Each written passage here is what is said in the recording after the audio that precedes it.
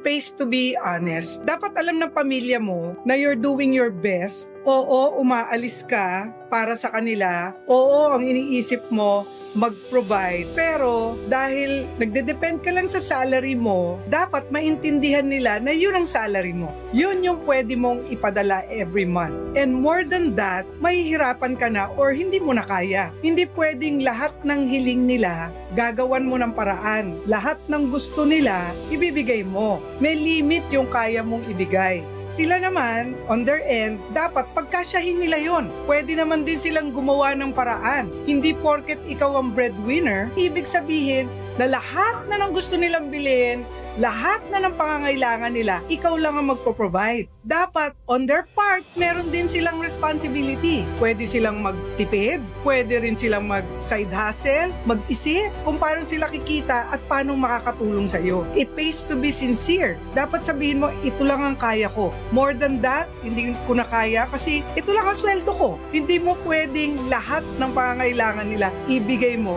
kasi yun nga lang yung inabot ng sweldo mo. Dapat mag-usap kayo. Dapat alam nila yung expectation para alam nila pag ano man yung dumating, dapat yun ang pagkasyahin nila. Kung hindi kasya, gagawa sila ng paraan.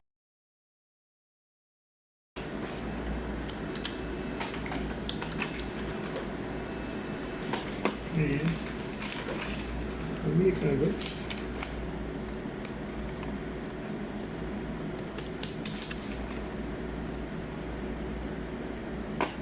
Nangyari na.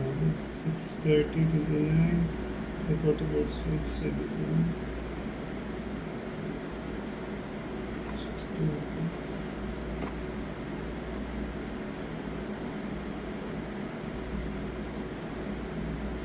Versus possibility.